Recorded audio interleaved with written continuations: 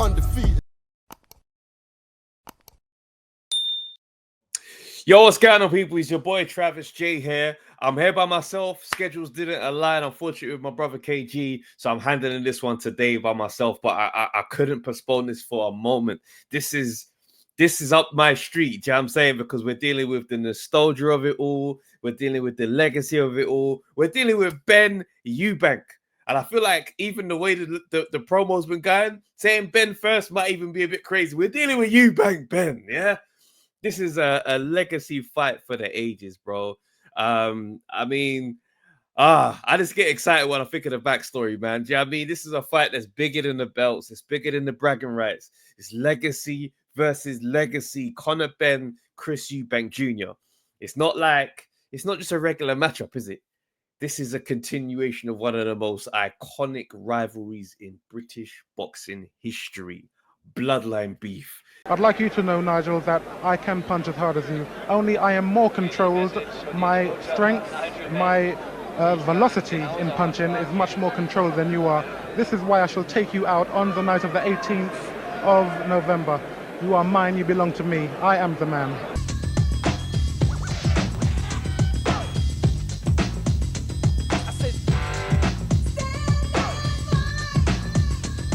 Next Gen War Part 2.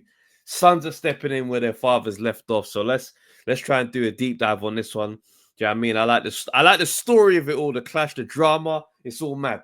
But let's get into it, man. See, I was a big fan of Eubank Sr. growing up. Do you know what I mean? I grew up watching boxing. Do you know what I mean? Eubank Sr.'s career was one that I followed. Nigel Benn is also somebody that I kind of followed as well. But more so Eubank Sr. if I'm keeping it all the way transparent. But they just has such a crazy clash of styles. Like personality-wise, those brothers are water and oil. Do you know what I mean? So let's go back. British boxing is on fire back in the 90s. Nigel Benn, Chris Eubank Sr., absolute warriors. They had 2 fights. The first fight was an epic one. Eubank Sr. called him out. Benn had the belt at the time. And I remember the iconic interviews when he's doing a presser. He just knocked someone out. And he's just like, bring your boy to me. He's standing right here. I want your boy. He belongs to me. He's mine.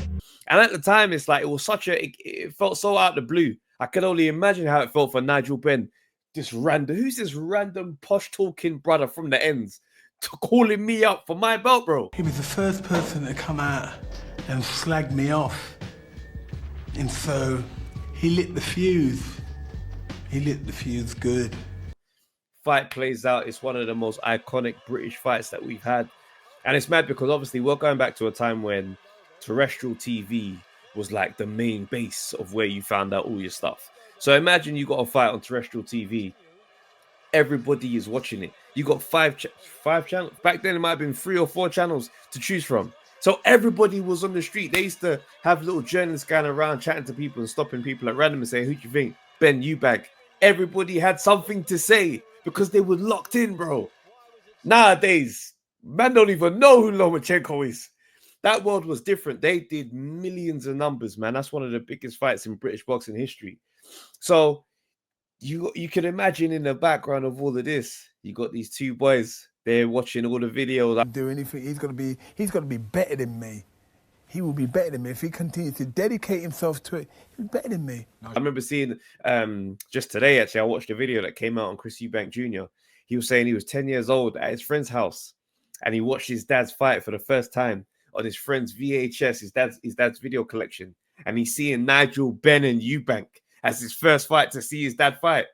Brother, that must have been the equivalent of finding out your dad's a superhero, bro. What? This is my dad jumping over the ropes. What a reveal to now grow up and be living out these moments for himself. It's mad. And it's funny because you go back and you watch those fights, right? And one thing I can admire is just the pure grit and guts of the fighters of that era, man. Do you know what I mean? I'm always like a big fan of like, Eubank and Nigel Benn. But when you go back and rewatch it, as I have the last couple of days, you start to realize how amazing they were.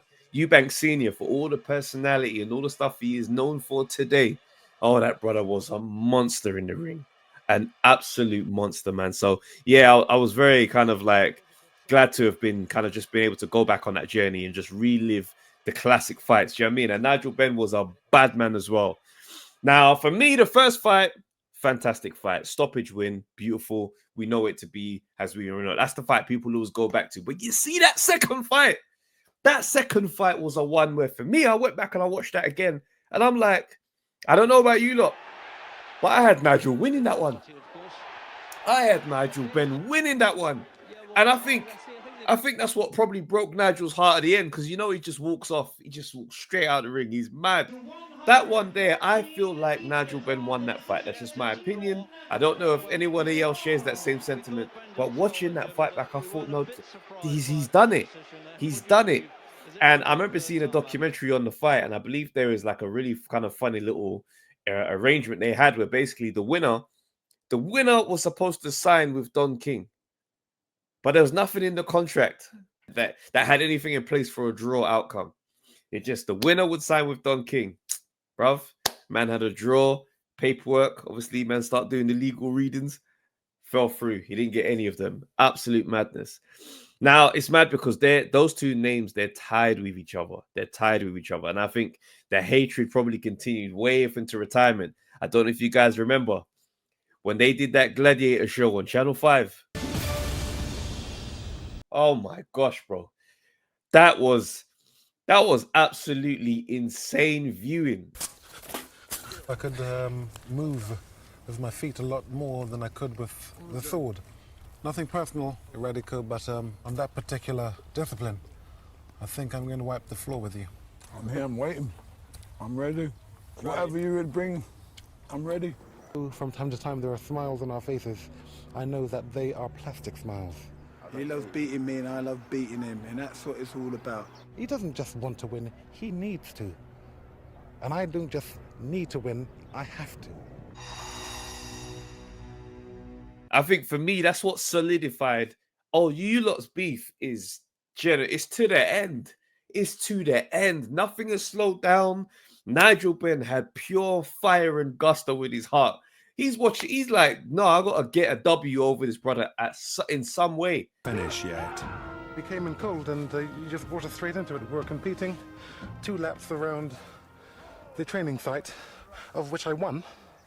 And when I went past, you heard him, ah! And he was screaming, then running right the way around. Come on, Dean! Come on! So much energy. The man is, hey, he's a whirlwind, but it's okay. I've got it under control. And I remember watching it and seeing how Eubank Sr. was approaching it, because it was very much like, yeah, it's a game show, and Eubank is somewhat of a celeb, so you know we're just doing things that famous people do. But as it started to build, that iconic moment when them men square up. My bones are gone past brittle, and my muscles have gone past bruised. I'm getting the buzz with this. Hey. The fighters are cleaned off by their boxing trainers who've been watching behind the cameras. Then Eubank issues a challenge. I'm here now. Hey, you know what? Ron, let's bring some gloves tomorrow. We'll have just a little session. No, we don't even have to bring gloves. Well, we really don't have to. Them days of boxing are over. We don't have to bring gloves. Yeah, they're never going to allow it. Who ain't going to allow it? Wait, no, but ain't my owner, then your keeper? We have an objective No, here to we achieve, do have an objective. which is to get into that arena and be kind of scar-freed. So if we use bare fists, we're going to get cut up, because I'm going to hurt you, Nigel, and you're going to hurt me, and you're going to hurt me, and I know that. So with gloves, if we can find some 16, 18-ounce gloves, we can have a little. We can get into this. You know. Yeah. You know, I'm up for everything. I always have. I know you. Yeah, I know you're up for it, and me, I'm giving too much away here, because now I'm coming into this now. Good.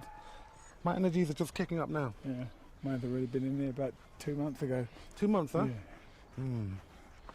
Well, I suppose that's a... Chow, what? You want some? We're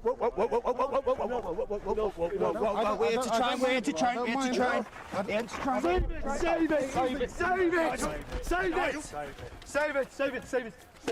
Save it, boys. Boys, hold on a minute.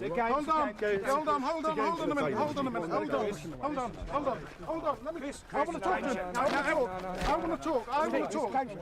to talk to him. I want to talk. Nigel, come over here. Give me your hand. Give me your hand. Give me your hand. Give me your hand. Give me your hand. Give me your hand. Give me your hand. Give me your hand. It's cold, it's cold, it's cold. Right now, you push me, yeah? Okay. You got one up. Enough! Oh, it's an iconic moment, man. But these are the moments that they make me laugh because it's like, it's complete confirmation. It's like, oh, you man are you're just a natural. The way your DNA is set up, it's designed to clash. Do you know what I mean? I think of the iconic press conference where Eubank is sitting there, Nigel Benn's behind him, and they got the contract there. They're going to sign it live on TV, which is an absolutely chaotic thing to happen when you really break down the temperament of fighters once they get in the room. Can you imagine doing that today? Them man sitting together to sign. Bro, sometimes fighters can't be sat together. I find that so strange. They're sitting there anyway. You know, they're talking. It's just like, you know, it seems like there's a lot of needle between you guys. It's like, I don't hate the man. I just want his WBO title. And I do hate him. He makes me sick. And it's like, whilst I you know, we got to appreciate the times back then were just so different. Do you know what I mean? And it's like, I think, you know, when you start to listen to both of these men speak, I think Nigel is very much at a different place today. And, you know, Eubank Sr. sounds very mature. But I think if you leave them two men in a space like this for long enough, where it could rehash, do you know what I mean? Because I remember when Nigel Benn was looking at coming back and potentially fighting Sakio Bika and all that kind of stuff, and calling out Eubank. Do you know what I mean? I think it takes one bad exchange for them two to reignite that beef. So, yeah, man, I loved it. You know what I mean? Obviously, I think Nigel Benn won on the Gladiator show, but that win kind of felt like nothing serious. Not when you've been to war in a boxing ring with these men. Do you know what I mean? And it's like, I always believed the third fight should have happened, but sometimes that's how it plays out. Fortunately for us, the story has been left unfinished. And the Suns are picking up the pen. Now, a lot of people are giving the kids stick for picking this up and saying, oh, this is your dad's legacy and all that kind of stuff. I'm not really on side with that logic personally. Like, I don't think people realize the impact and how life works out when it's your parents' situations. Do you know what I mean? You don't just grow up feeling indifferent to Nigel Benn if you're Chris Eubank Jr. You don't. You do not feel indifferent to that man. Yes, your dad won, but it was a war. There was a lot of things that have been said. You're going to have a feeling about it. Simple as that. That's just how I see it. Yeah. As someone that has grown up in you know, following my mom's footsteps, obviously not on the scale of these men, but there's some politics that I've inherited with some people that it's just the way it's gone. It's either I feel a way about some people or they feel a way about me. Now, if you think that Chris Eubank Jr. just grew up and thinking Nigel Benn is going to be blessed, absolutely not. Do you remember that time when Eubank Sr. was talking on Conor Benn in the early days, saying how he's letting him down by not being around him? Remember? Turn out to be a good fighter one day. We don't know as yet. But it's not the boxing of which I'm concerned with. I'm concerned with the ordinary life. The people. Who are your friends? Who are you moving about with?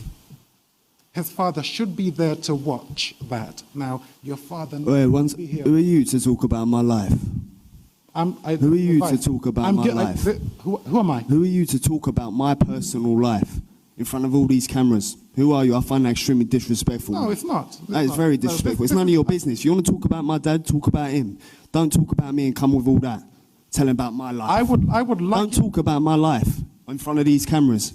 That's my personal life. I don't know about your life. You want to talk about my boxing? I don't know Fair about enough, but don't talk about my personal life. Okay. Talk about my boxing. Okay. That's it. Okay. Not my personal life. Okay. His boxing life will be better protected if his father is involved with him. Saying he's letting him down by not being around him. And obviously using that to kind of say that, hey, you know, me and my son, we're right here. I'm protecting my son. I'm looking out for him in the business. But where's Junior? He's leaving him to these guys. Well, we can say that story is aged very badly. Because unfortunately, we're in a situation now where Eubank Sr. and Eubank Jr. are not on the same accord at all. You've got Eubank Sr. First of all, it was a thing of, where's Senior? Is he going to be there? Everybody's like, oh, think of the drama, think of the story. It's going to be so exciting. This is going to be a moment. Could you imagine? Even I bought into it. Oh, I could imagine the moment they walk down the podium. Do you know what I mean? Still DRE. Da da da da da. It's the motherfucking DR. Snoop Dogg. And Eubank Jr. appears. Do you know what I mean? Senior's right there doing his weird dancing business that he does. And it's just going to be a moment.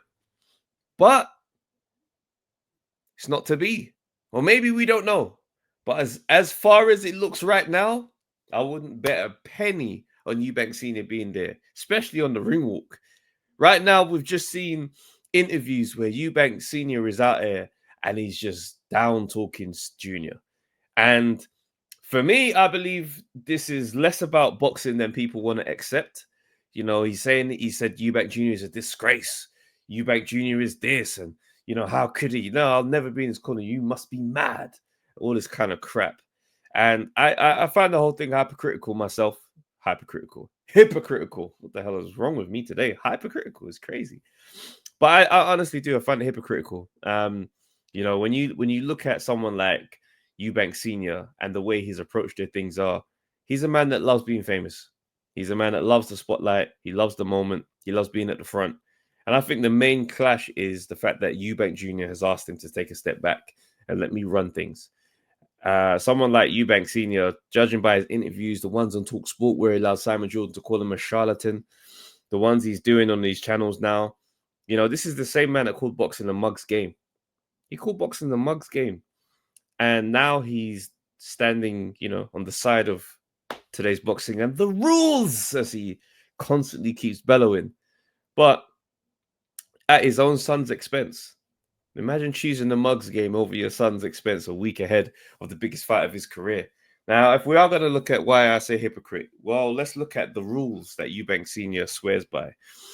The week he was going to fight Joe Calzaghe, right? He was scheduled to fight Mark Prince at light heavyweight, right?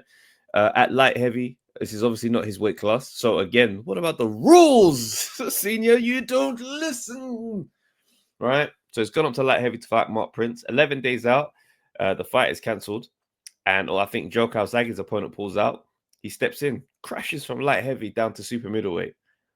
Whew, that's dangerous. That's absolutely diabolical. Went in there, had a fight, is what it is. Fought Carl Thompson at cruiserweight. This is 2 weight classes above. Same thing Conor Benn's doing. What about the rules, Senior? You see, this is the thing that I think people struggle with. Do you know what I mean? It's like, you know, I did a video this week. For those who didn't see it, I also highlighted the fact that Eubank Sr. is constantly saying how much Eubank Jr. just wants money. He only cares about money, sorry. Well, let's go back to when Senior was in his day. Guy was a flashy dude. He drove a lorry. You don't remember that? Oxford Street. Drove in a lorry. Finest suits, finest garms. He's got the custom plate 1KO as the registration. Eubank Jr. has the registration 1KO today on his McLaren. Sometimes parents they're not able to look at their kids and see themselves. Do you know what I mean? Or maybe they try to right their wrongs through their child's lives. And that's admirable, noble, as Eubank Sr. likes to say. But it's also one of those things where the quote from James Baldwin where he says, kids don't often listen to what their parents say, but they never fail to imitate them. And this is what we're seeing play out. Now, my thing is, I think it's a bit incorrect in certain ways because Eubank Jr. has fought comfortably at 160 for the last 5 years. His last fight at 168 was against James DeGale. I believe he's had a couple of fights that were like 1 or 2 pounds over. I think Marcus Morrison was the fight at 164. Outside of that, he's been 160 campaigning his whole career. I don't think the Mayday that Eubank Sr. is calling is justified. Conor Benn has also been fighting at 154 for the last 2 fights. So now he's going up in weight. And he kind of makes it known that, you know, going up in weight tends to not really be an issue. Ronnie Davis is of a similar mindset. So the rehydration clause is the main issue. They're saying that Eubank Jr. being able to rehydrate 10 pounds on the day of the fight is a problem. So the way it works, just for clarification, I think it's by 1 o'clock of the day of the fight. So they have the weigh-in where he's got to make 160 on the day before, which will be the Friday, 25th. On the 26th of April, by 1 o'clock, he's got to have only put on 10 pounds as far as rehydration goes. After that, he can rehydrate to whatever he can before the fight. Now, I listened to his interview with Carl Froch. Carl Froch was of a similar mindset of me, thinking that it's actually not as bad as you're trying to make it out. Eubank Sr. speaks a lot about the Michael Watson situation. And I think this is a case of a parent's trauma leading how they feel in almost entirely over a situation involving their children, more so than the actual risks that are right in front of him.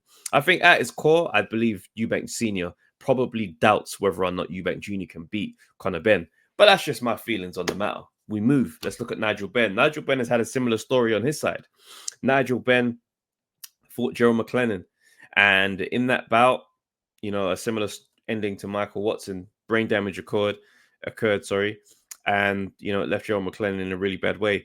And it is a shame that something like that could happen because, when you do watch the fight, that is one of the greatest boxing matches of all time. In a similar fashion, Michael Watson against Chris Eubank Sr. is also one of those classic fights. Michael Watson definitely deserves a huge shout out, especially when we talk about 90s boxing, because in my view, he was better than both of these guys. I think he was robbed in the first fight against Eubank Sr. And had it not been for that massive shot that lands in the end of the Eubank Sr. Watson fight, I believe he beats him again. Anyway, that Gerald McLennan fight was a huge fight. And, they do have some shared opponents. Steve Collins is the one that beat both of these men. These men were huge, polarizing figures in the 90s. Do you know what I mean? Like, when I think back to my childhood watching boxing, these names dominated it. But now we're here. We've got these kids. Conor Benn has grown up. Now, what's interesting to me is that we've got two kids who've grown up as rich kids. They've grown up as rich kids, but very different experiences. You see, for Eubank Jr., I can understand the love for money. Put in his own words, he describes how, up until 14, absolutely, we're balling, have everything you want.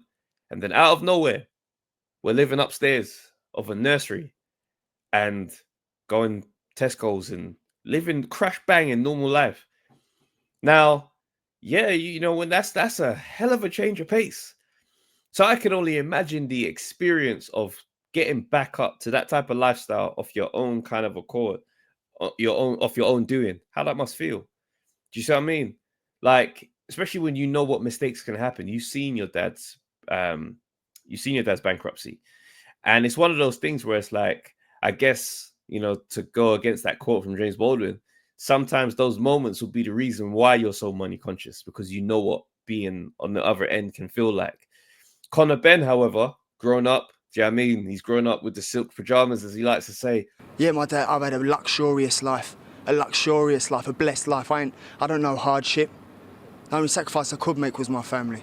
And it's the sacrifice I chose to make, but it don't make it any easier.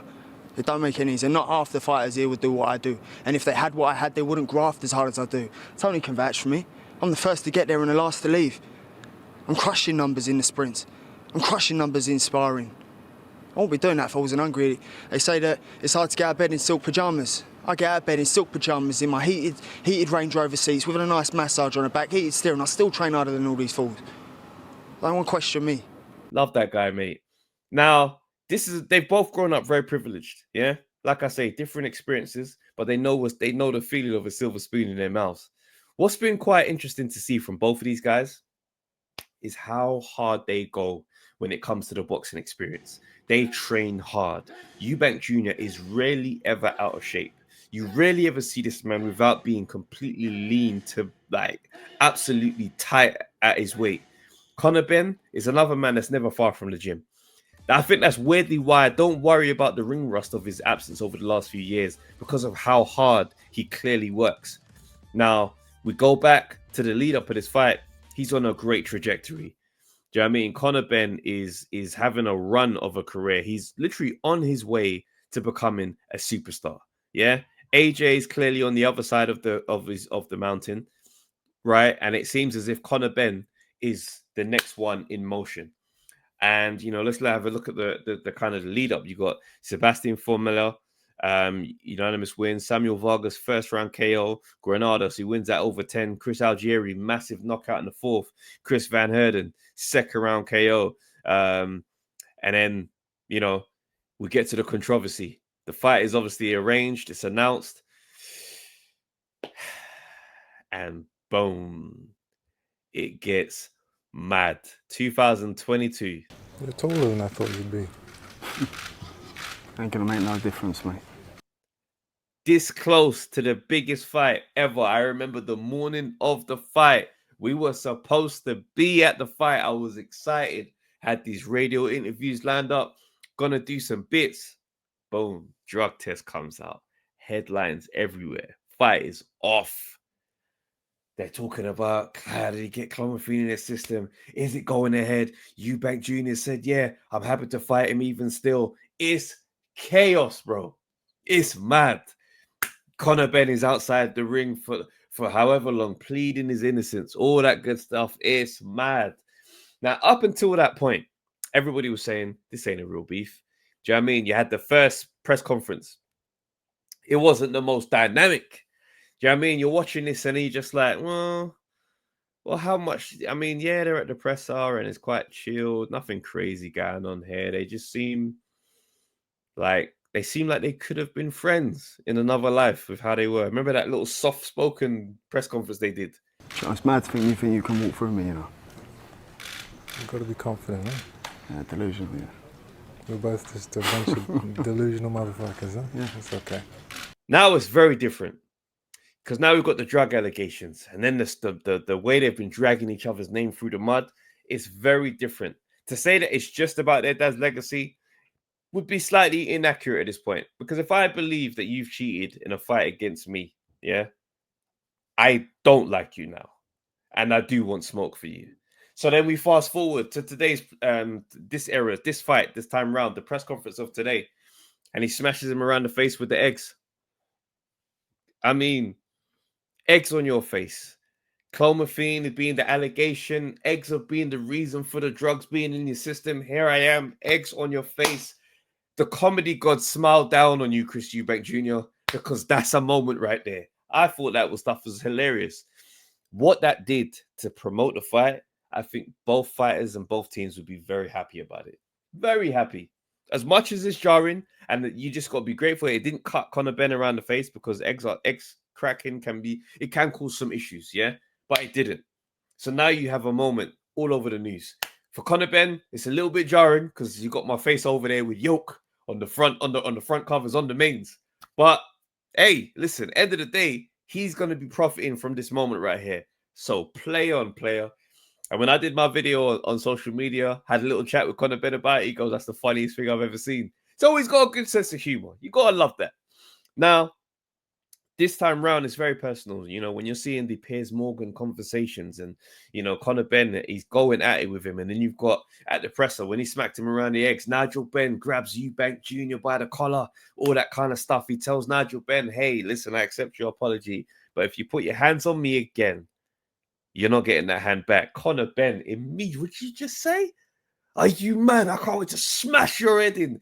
This beef is very real. I understand some people think it's just a performance, but guys, you have to understand, these guys, when they're training for these fights, not everybody is locked into the idea that it's just a pretend thing and they're all in some group chat. Yeah, Chris Eubank Jr. and Eddie Hearn. Yeah, that was funny when I said that to you. No, bro, this stuff is real.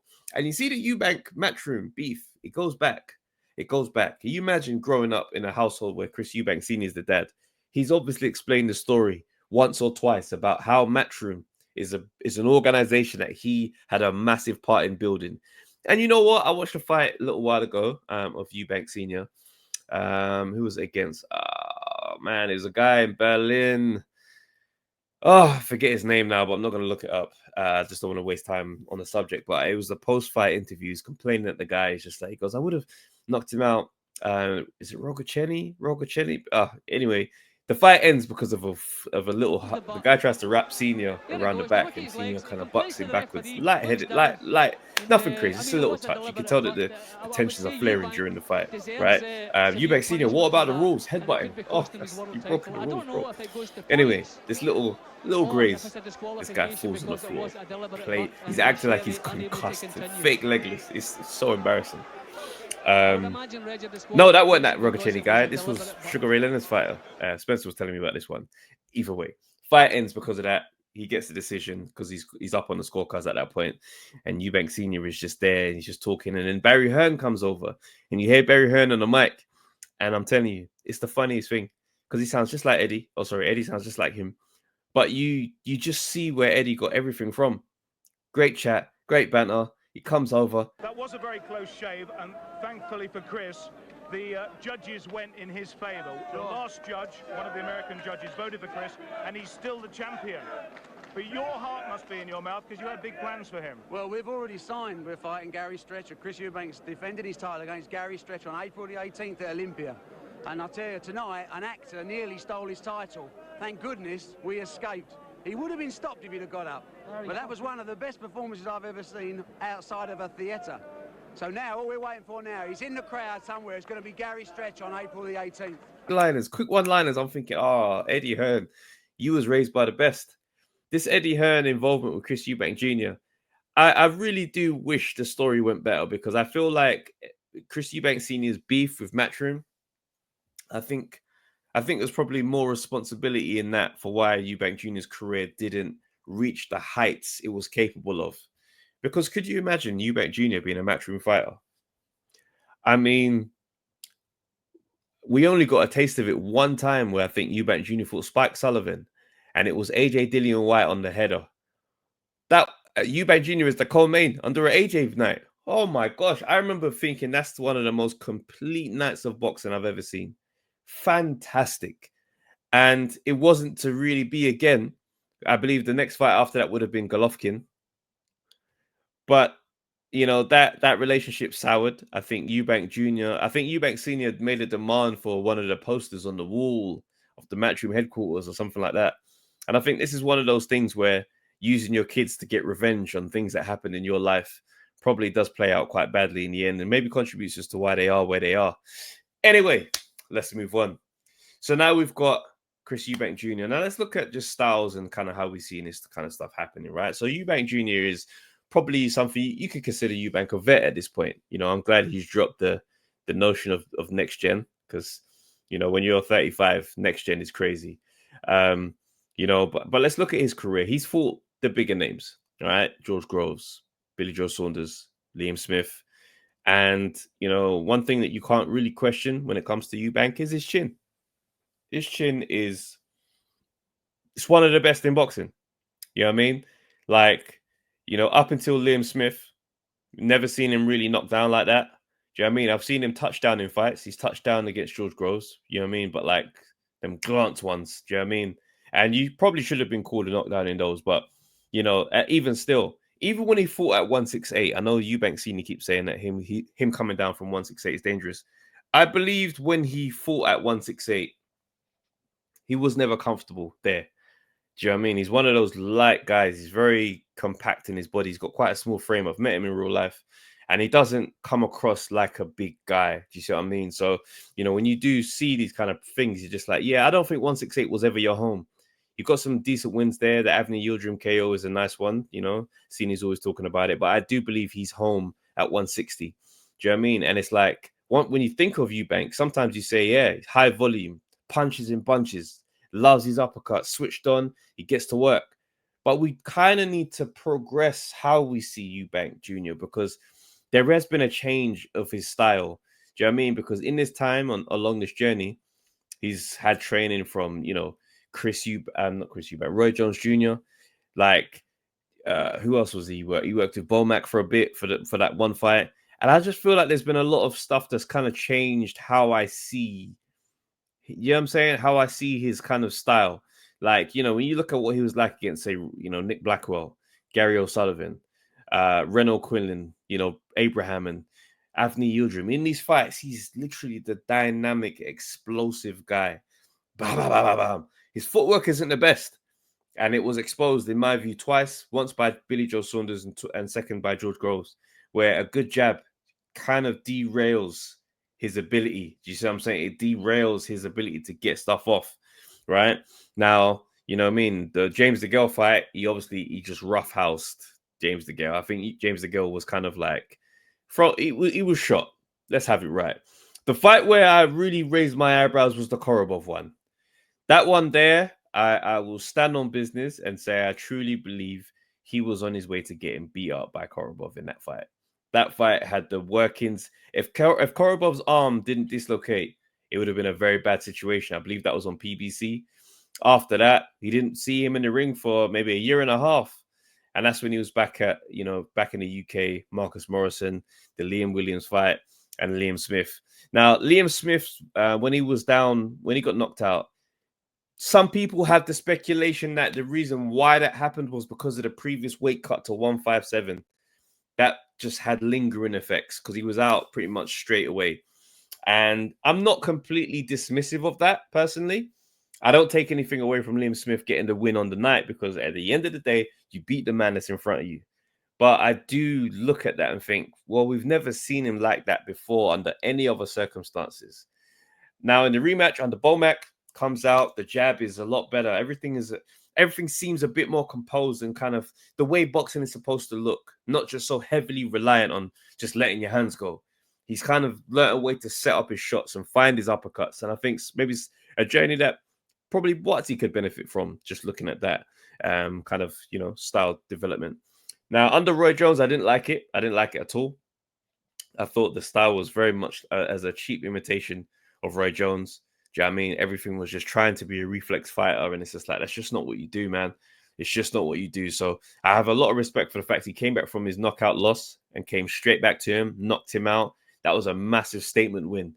Now, you look at the last couple fights, you got, the last fight since the Liam Smith return, Camille, Zerameta. That guy wasn't bad. I remember watching that fight thinking, he's quite game. Do you know what I mean? It's a good fight to kind of just see what you're on. Do you know what I mean? And I remember just looking and thinking, yeah, this is a good performance. Do you know what I mean? Credit where it's due. Eubank Jr. is coming back. He's coming into this fight off of considerably regular outings when you compare to Conor Benn. Now let's look at Conor Benn. Conor Benn is cut from that Nigel Benn cloth. Yeah, it's not boxing, it's fighting, bro. He comes out there for absolute smoke. Do you know what I mean? He fights like his personality represents. What are you talking about? Of course I have. Yes, I have. Yes, I have done my training. Yes, I've done my workouts. He's absolutely as serious as he says. Now, I understand people like to beat people over the head with their records and say, well, who has he beat? He hasn't got world honors. This is true. However, he was on his way up. He was making the right steps at 147.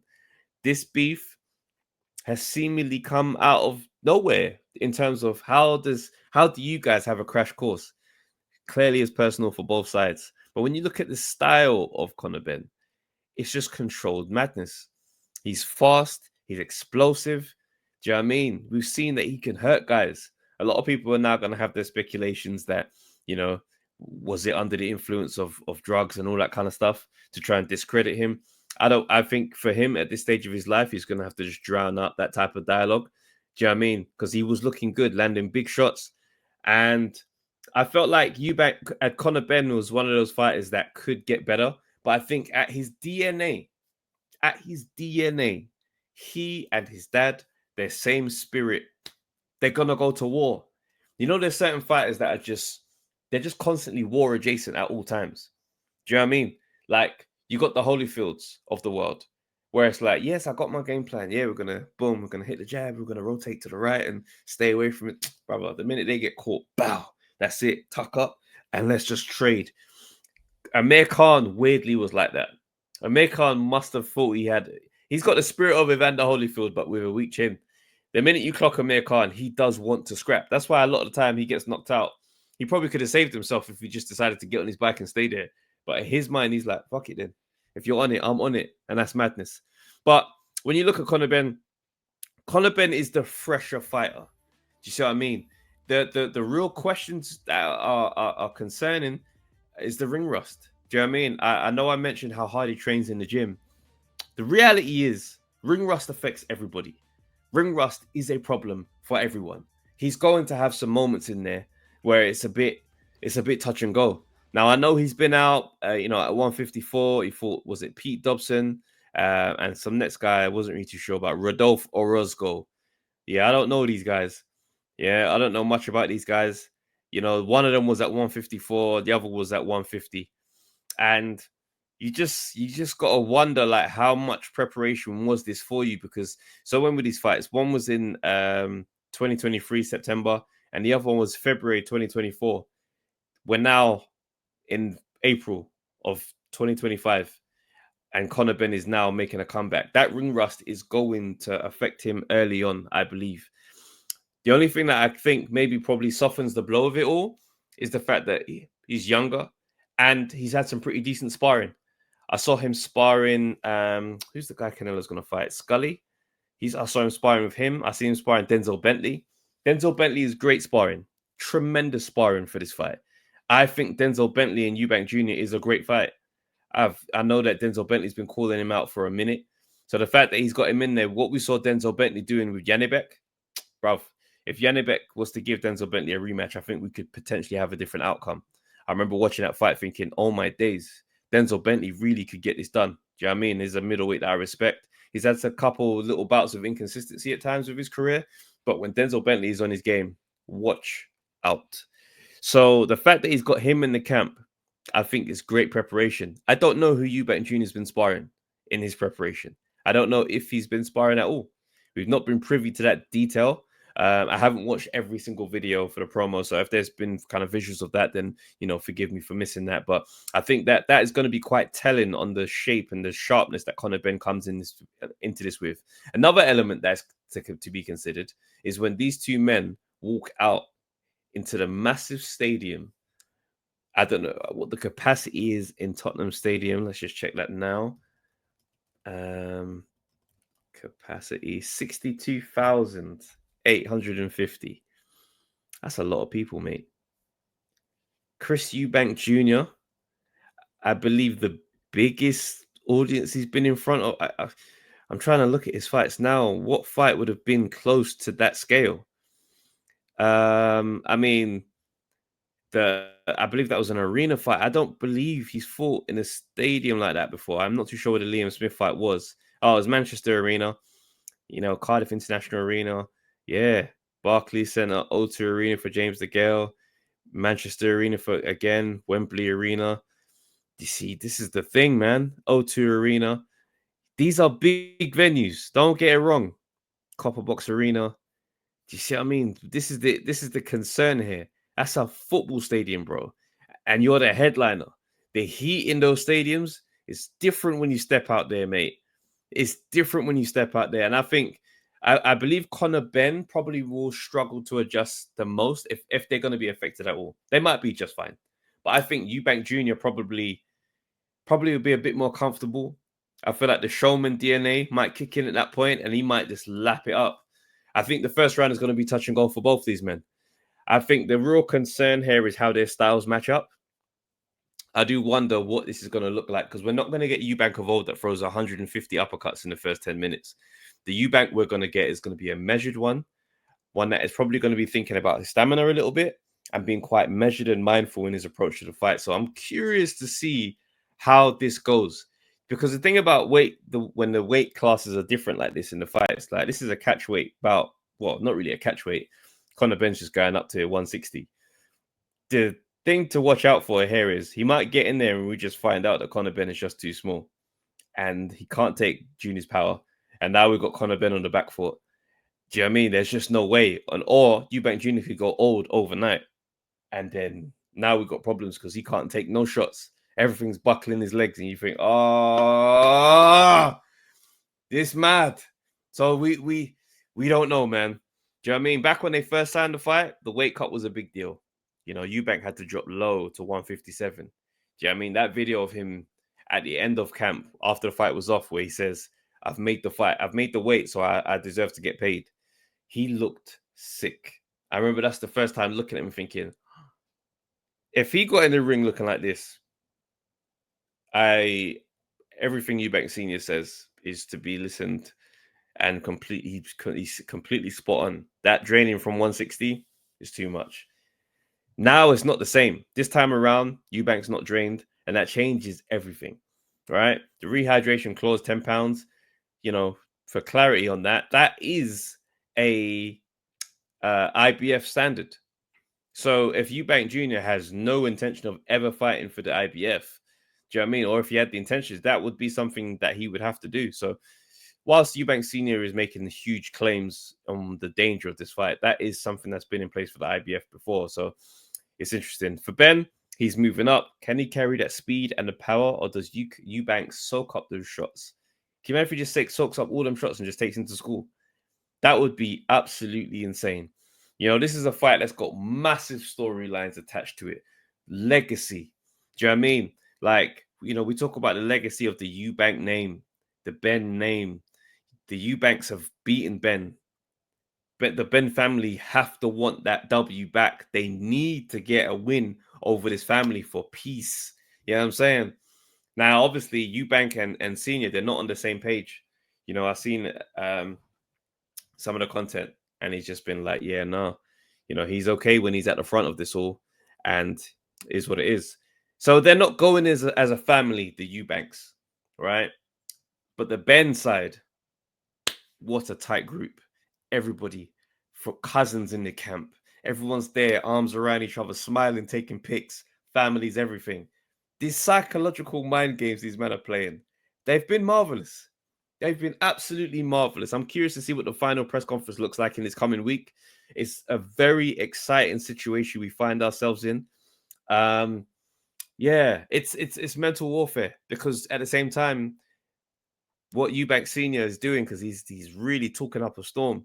You know for a fact he's going to be screaming, "I told you so." There's nothing a defiant son wants more to not hear. Nothing more than to not hear, "I told you so." That's the moment where you want to have done it your own way and sit down and say, yeah, well, now you've got to respect that. So that beef is internal before we even get to the Benn family. When Eubank gets out there, considering all the things that their family's been through, he's going to be by himself. Do you know what I mean? Ben Shalom isn't really like his ride or die promoter. That's just where he is now. Yeah, he's with Jonathan Banks. This is the first fight them man are together. Ronnie Davis is probably the only familiar guy in his camp. And then somewhere not in the arena at home is his dad just chatting all kinds of stuff. It's a sad story on that side. And then you got Benn, Conor Benn, on that side, walking in with his dad, comfortable. Family's over there ringside. Everybody's there. We've been together. We are together. It's crazy. This is the stuff of movies, bro. It's something else. You know what I mean? It's something significant, man. Eubank is just over there, cool, calculated, cocky, solo, stoic. Conor Benn is very easily riled. You know what I mean? The fire, the emotion is there, bro. He's fighting. It's not for the win, but it's also to get a point on the board for the Benn family. That's a big deal. And then on top of that, he's got the haters who can't stand him because of the drug allegations. They're both carrying a lot on these young shoulders. And I use that word young sparingly. Yeah. Yeah, I mean, Eubank's got to represent for the name. Conor Benn's got to redeem himself in the public image. It's mad. It's mad. It's yeah, man. So here's how I potentially see it going. I think early rounds Benn territory. You know what I mean? Unless Eubank just decides, you know what, let's go for it, hell for leather. Do you know what I mean? Because this is do or die for his career, as he keeps saying, right? But I think Benn is dangerous early. He might try and catch Eubank cold. Do you know what I mean? Watching Liam Smith knock Eubank down like that has got to make him believe he can. Now, if we get past that 3 to 5 round window, and Eubank is allowed to get his jab going and just picking off Benn with just better boxing and just understanding of how to manipulate the ring, then we've got some issues there. We've got some issues there. You know, I think both men are going to want to try and close the show. I'm really struggling to make a pick. I'll be very honest. I might even save my pick to the day before the fight. Yeah. Guys, what do you think? Leave your comments below. Oh, and by the way, we're doing a watch party for this fight. That's right. It's a late notice one, but it's happening. We're doing a watch party this Saturday, April 26th. It's going to be at the Joinery and Worship in Shoreditch. And yeah, man, guys, it's going to be amazing. That's the Joiner on Worship in Shoreditch. Information will be below. The link will be there to book your tickets. Come out, man. Let's all watch the fight together as a family. This is going to be one of those fights that you just want to watch this with your people, man. And, you know, I mean, I'd really like to watch it with you guys. So, yeah, man, let us know who you think's going to win this fight. Conor Benn, Chris Eubank Jr., legacy in motion, 2 stories. You know what I mean? 2 generations. Team Benn, Team Eubank, drop your predictions below. Yeah, I mean, share this with your people and let's get this, man. My name's Travis J on the Undefeated podcast. Yeah, KG's not here today, but he was missed. Absolutely. We might have to retouch this one again. But yeah, until next time, guys. Boom, Undefeated podcast. Love. Yo, people, thanks for watching the Undefeated podcast. Make sure you like, subscribe, share, leave a comment, and all that good stuff, man. This is the place to be.